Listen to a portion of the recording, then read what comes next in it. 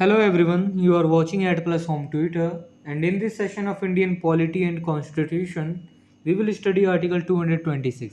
तो शुरू करते हैं बिना किसी देरी के।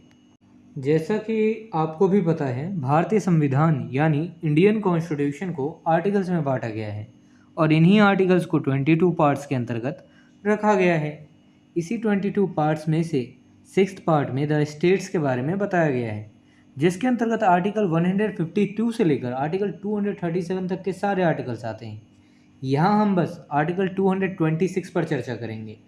आर्टिकल 226 पार्ट 6 के चैप्टर 5 के अंतर्गत आता है। चैप्टर 5 में हाई कोर्ट के बारे में बताया गया है।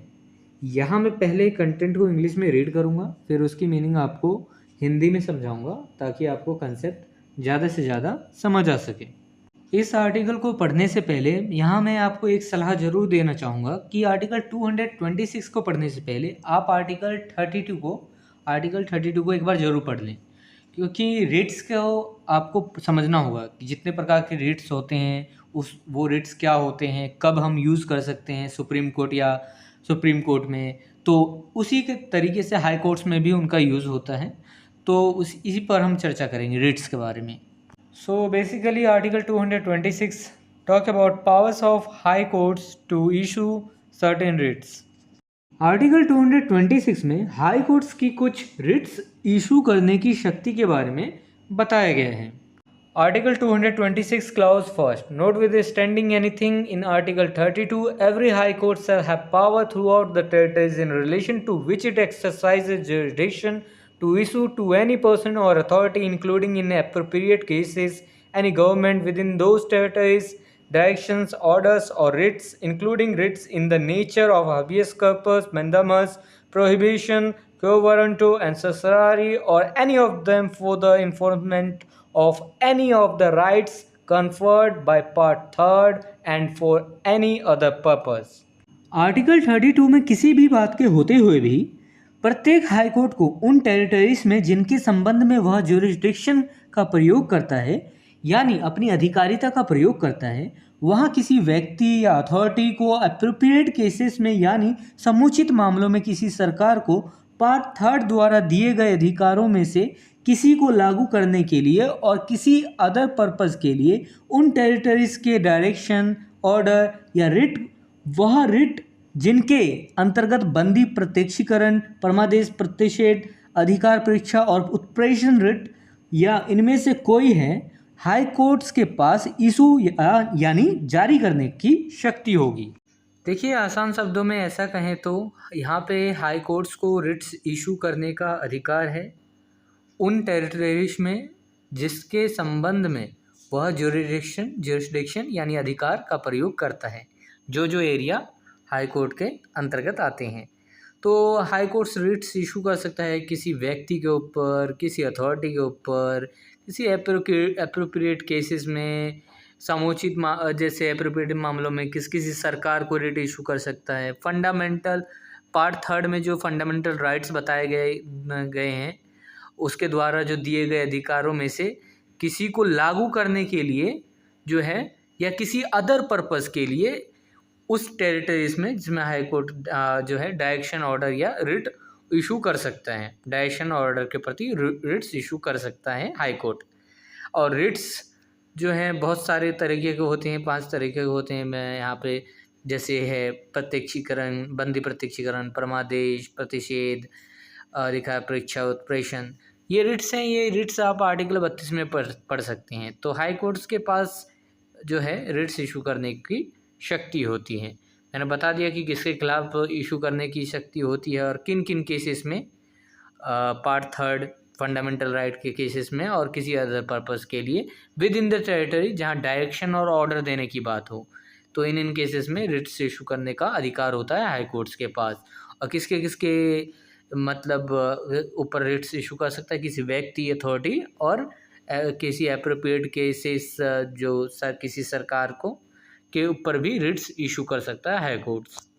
Article 226 clause 2nd, the power conferred by clause 1st to issue directions, orders और writs to any government authority or person may also be exercised by any high court exercising jurisdiction in relation to the territories within which the cause of action, wholly or in part,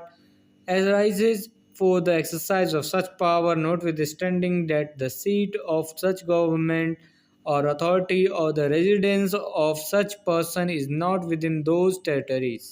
government authority या व्यक्ति को direction order या writ issue यानी जारी करने की clause first द्वारा दी गई शक्ति का प्रयोग ऐसे टेरिटरी के संबंध में जुरिस्डिक्शन का प्रयोग करने वाले किसी हाई कोर्ट द्वारा भी किया जा सकेगा जिनके भीतर ऐसी शक्ति के प्रयोग के लिए वाद हेतुक यानी कॉज ऑफ एक्शन पूर्णतः या उसका कोई पार्ट उत्पन्न होता है, भले ही ऐसी गवर्नमेंट या अथॉरिटी का रेजिडेंस या ऐसे व्यक्ति का निवास उस टेरिटरीज के भीतर ना हो।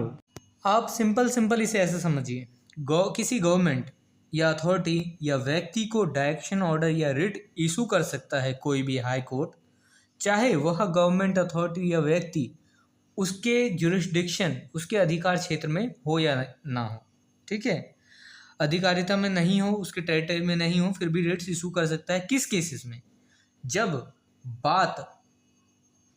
जो है चाहे वो रेजिडेंस उसका नहीं है उसकी टेरिटरी में, लेकिन उसकी जो बात है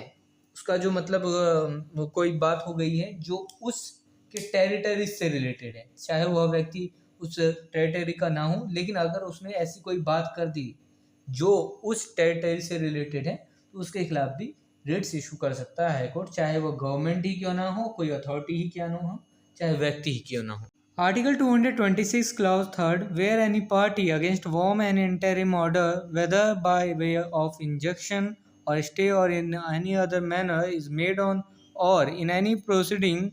relating to a petition under clause first without furnishing to such party copies of such petition and all documents in support of the plea for such interim order। जहाँ कोई पक्षकार जिसके विरुद्ध क्लॉज फर्स्ट के अधीन पेटिशन पर या उससे संबंधित किसी कार्यवाही में चाहे इंजक्शन यानी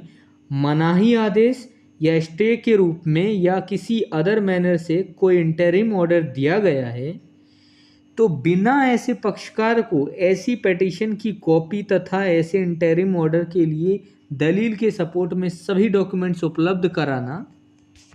देखिए यहाँ पर ऐसा कहा गया है कि जैसे किसी ने किसी के ऊपर केस कर दिया कि भैया ये मेरे फंडामेंटल राइट्स का हनन कर रहा है, ऐसे ऐसा कुछ केस कर दिया, कोई पेटिशन डाल दिया हाई कोर्ट में, लेकिन जिसके खिलाफ पेटिशन दिया है उसको तो कुछ पता ही नहीं है और उसके खिलाफ इंटरिम ऑर्डर भी आ गया है कि भैया ये तो पक्षकार को पकड़ने के लिए ऐसा कुछ भी करने के लिए उसके खिलाफ आदेश भी आ गया है कि इसको हिरासत में ऐसे कुछ लिया जाए, लेकिन ऐसे पक्षकार को तो उसके बारे में कुछ पता ही नहीं है। तो यहाँ पे जो ए ऑप्शन में यहाँ पे लिखा गया है कि ऐसे पक्षकार को पेटिशन की कॉपी तथा ऐसे इंटरिम ऑर्डर के लिए दलील के सपोर्ट में सभी डॉक्यूमेंट्स उपलब्ध कराया जाएगा। तो ऐसे पक्षकार को जो है जो भी ऐसा पेटिशन की कॉपी दी जाएगी और ऐसे इंटरिम ऑर्डर के लिए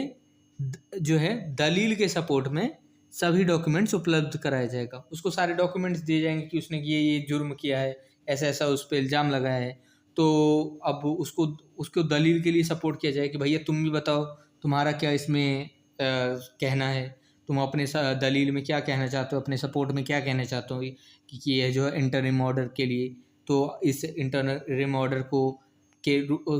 अपने दलील के सपोर्ट में क्या कहना चाहते हो। ऑर्डर तो आ गया है तो अपने सपोर्ट में जो उस पक्षकार के विरुद्ध जो डिसीजन आया है वो अपने सपोर्ट में क्या कहना चाहता है। तो ऐसा जो है सारा डॉक्यूमेंट्स पेटिशन की कॉपी और डॉक्यूमेंट्स उपलब्ध कराया जाएगा पक्षकार को। क्लॉज 3 का ही बी पॉइंट है,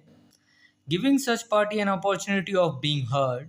makes an application to the high court for the vacation of such order and furnishes a copy of such application to the party in whose favor such order has been made, or the counsel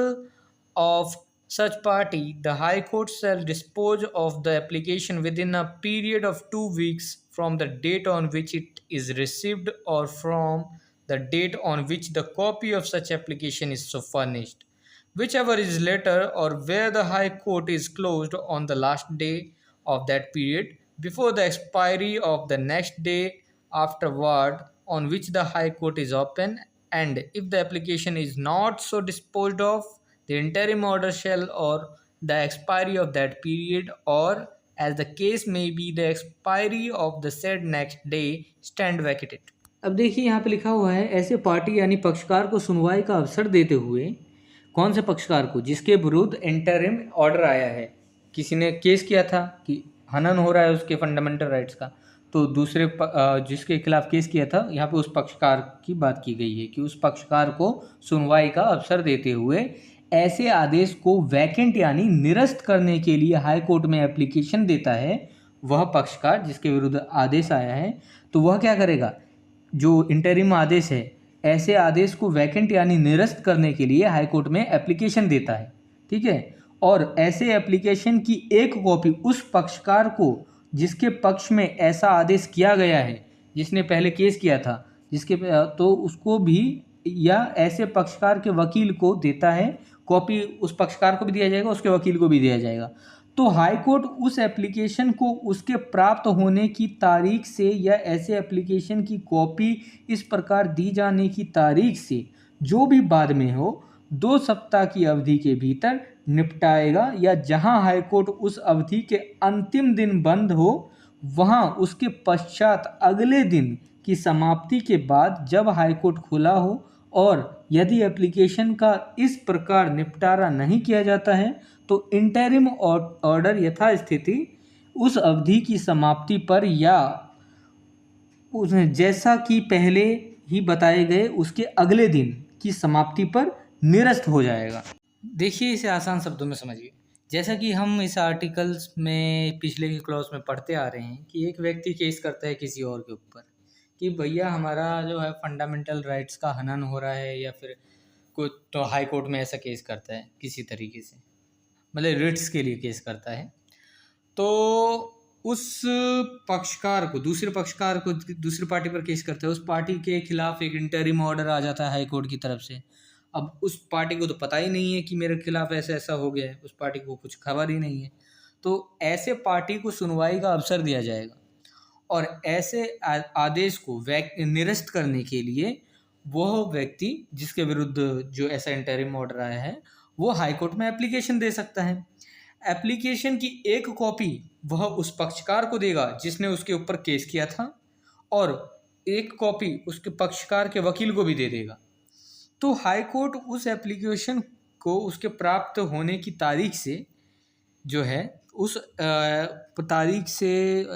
मतलब 2 सप्ताह के भीतर, अब 2 सप्ताह के भीतर उसका निपटारा करना होगा हाई कोर्ट को। तो एक तो तारीख हो गई कि एक ये वाली होगी कि तो इस प्रकार जो दी जाने वाली तारीख है, मतलब एक तो उसके प्राप्त होने की तारीख से कि एप्लीकेशन हाई कोर्ट में प्राप्त हो गया, एक तो कॉपी दे दी जाने की तारीख से कि कॉपी दे दी गई उस एप्लीकेशन की किसको, 2 पक्षकार को और पक्षकार के वकील को, जो दोनों में से जो भी बाद में होगा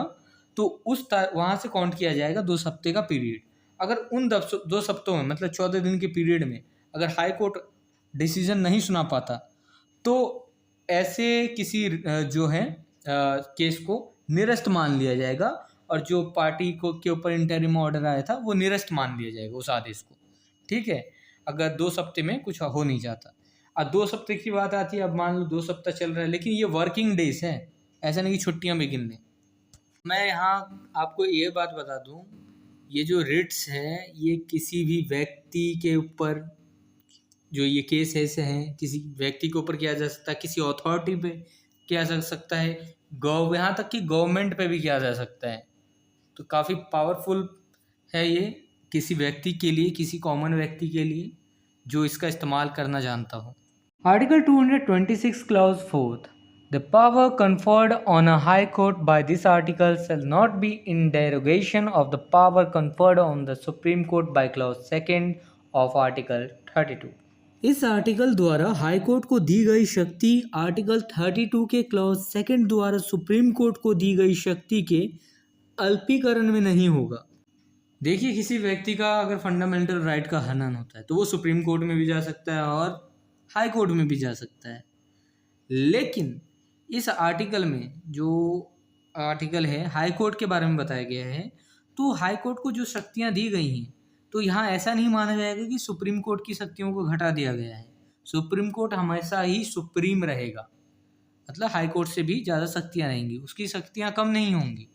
If this video is helpful for you, then please like and share this video, and if you want see some more these type of videos, then subscribe the channel and click the bell icon and select the all option for upcoming videos.